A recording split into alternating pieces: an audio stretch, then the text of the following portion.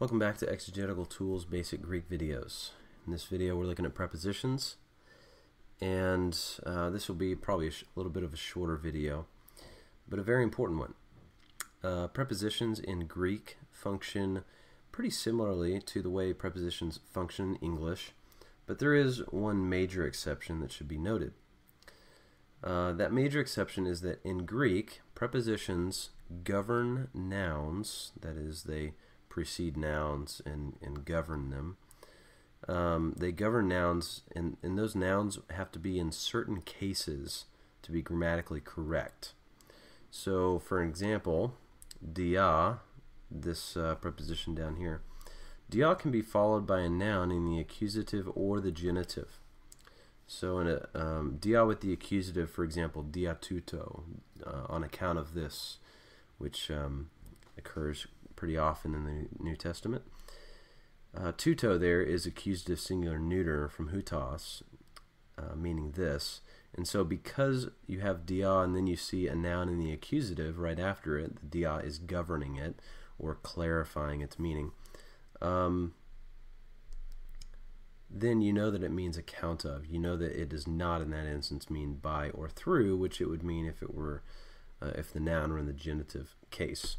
So when you have a prepositional phrase, you're going to look for the preposition itself, and then you're going to look at the case of the noun that it's governing, and that's gonna be very important. That does not happen in English. So when you say in English, "I'm going to the store," when you say "to the store," there is no case for store. It's always just store. English doesn't decline as much.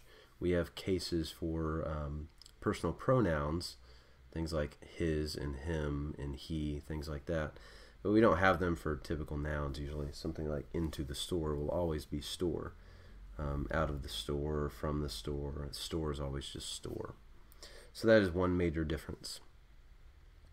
Prepositions generally modify verbs. Now, let me give you an example first and then I'll explain. The prepositional phrase into the store might modify the verb I go to tell you where I am going. So if I said I am going into the store, the phrase into the store modifies I am going. So I might draw an arrow like that to show into the store is telling you something about I am going. So we'd say that it's modifying the verb. In Greek, prepositional phrases usually modify the verbs.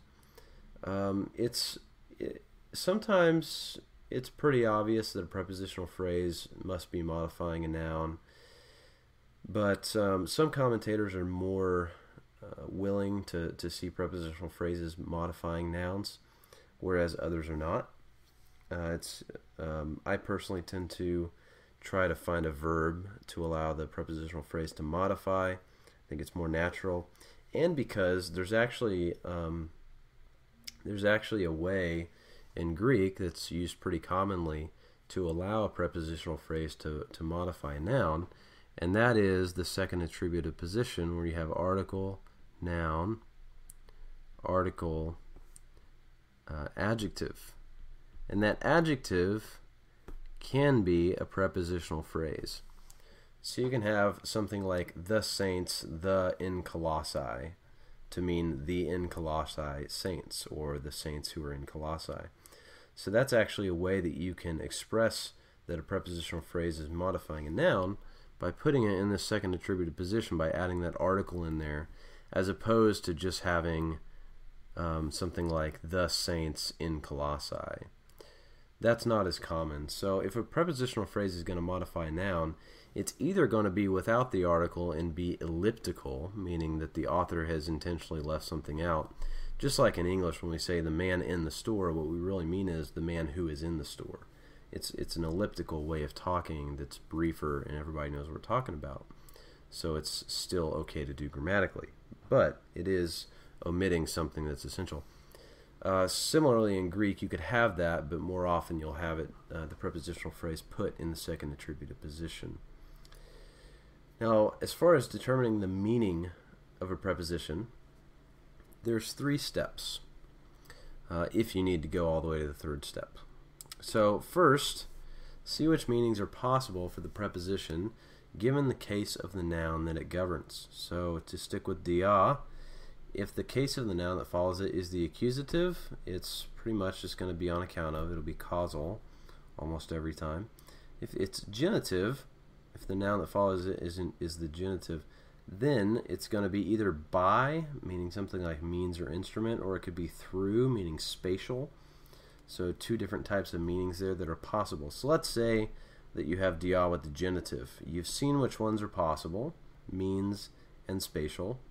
And now the next step is to determine which of the meanings are possible in the context.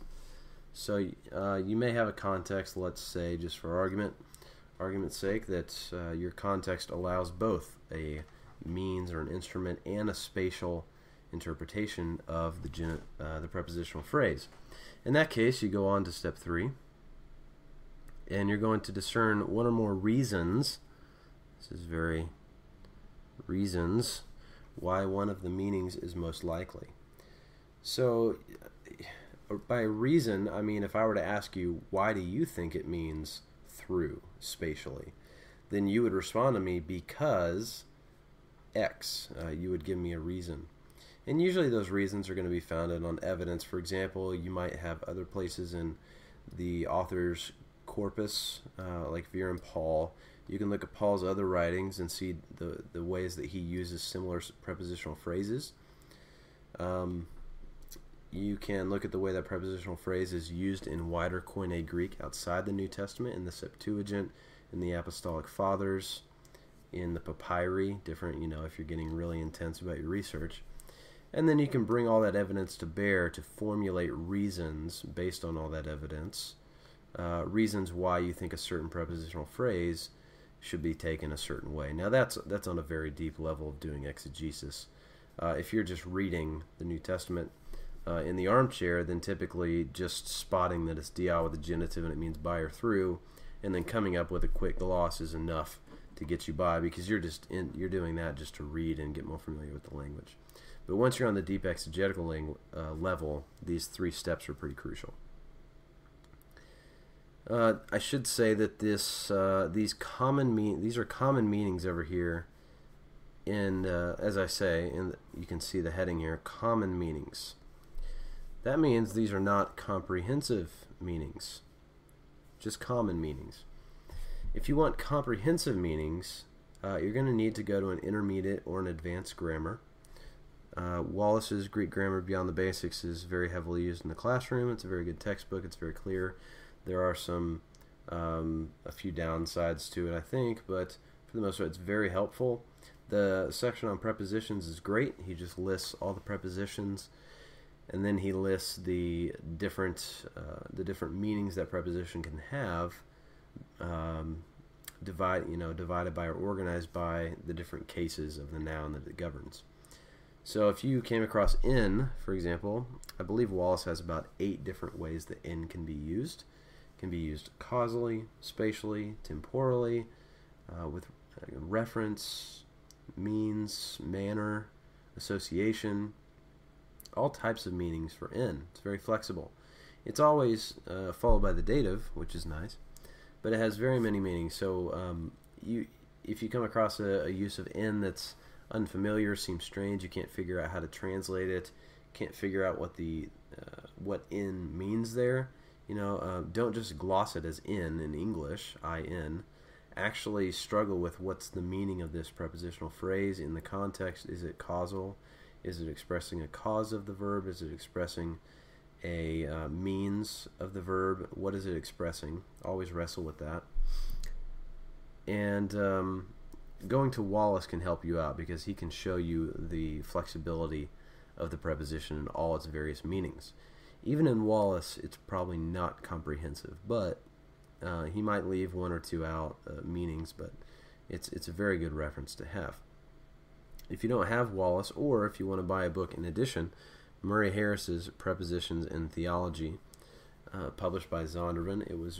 It's been published, and it is a very good book. It's very comprehensive. It's got a pretty brief introduction. It's not too long, introducing you to what prepositions are, how they work, A little bit of their diachronic development, how they looked differently in Attic versus Koine, for instance, and different dialects of Greek. And he discusses both proper and improper prepositions, meaning those are the different prepositions can either be prefixed to a verb or they can only stand alone.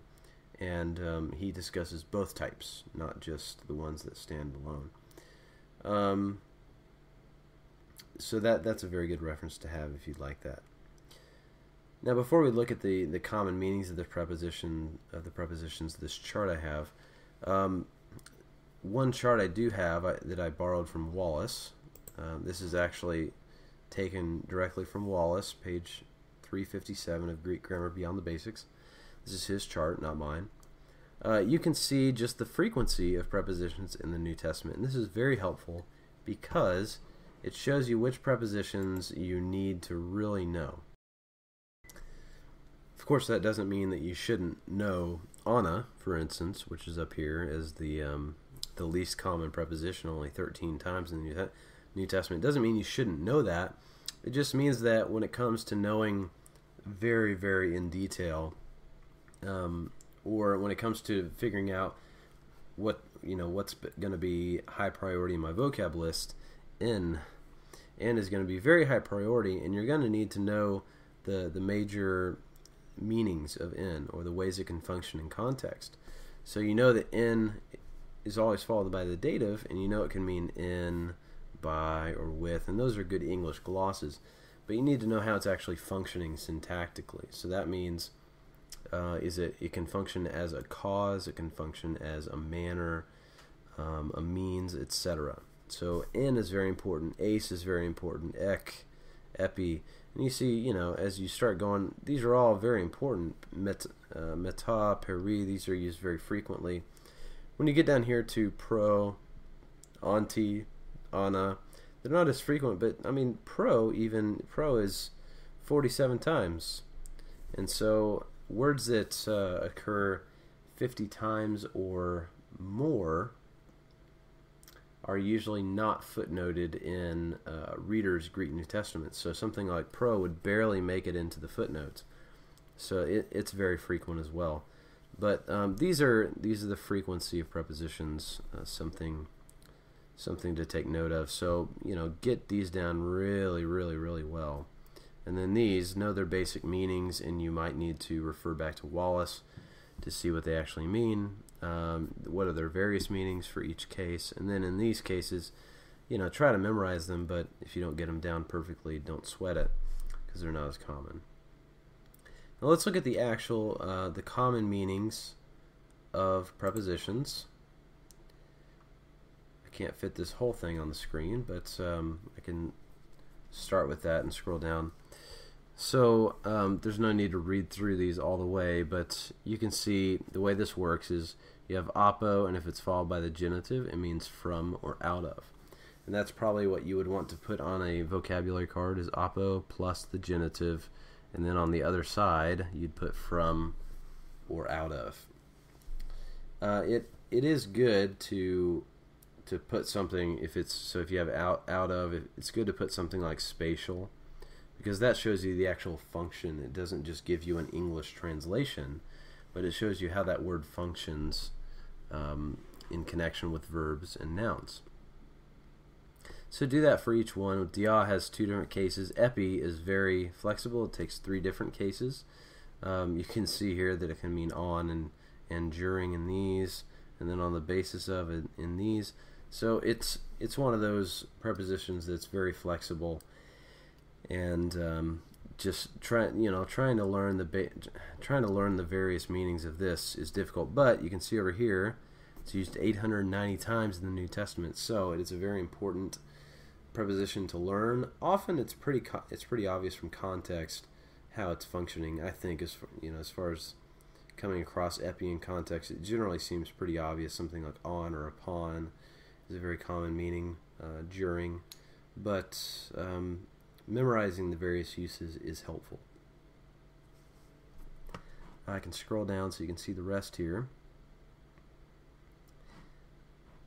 And these, these can all be found in any basic Greek grammar that'll have prepositions. If you go to Wallace, you could take information from Wallace in his preposition section as well. But this is just the chart that I've made up of the common meanings. So, like I said, there's no real need to go through them all, but you know, some of these will be used especially in certain cases. For example, hupo generally follows it'll follow a passive verb if it's trying to express the doer of the action. So in Galatians, for example, you have Paul saying, the gospel which was preached by me. In that case, you have hupo plus a form of su in the genitive singular. I don't remember if that's mu or emu. I forget if it's the emphatic form or not, but it's either mu or emu. So the gospel which was preached by me.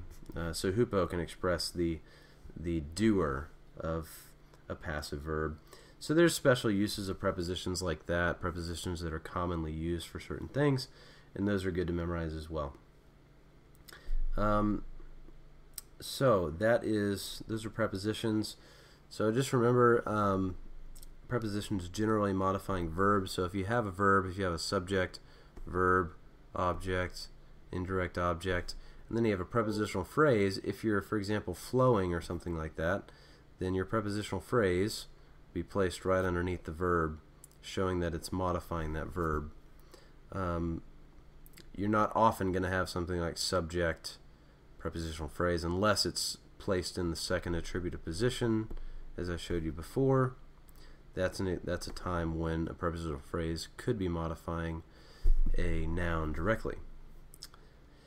So that's it. Prepositional phrase is very important, and get your own chart of some sort, make up your own vocab cards, figure out a way to get these memorized as vocab words. They're very important. So that's it, and we'll see you next time.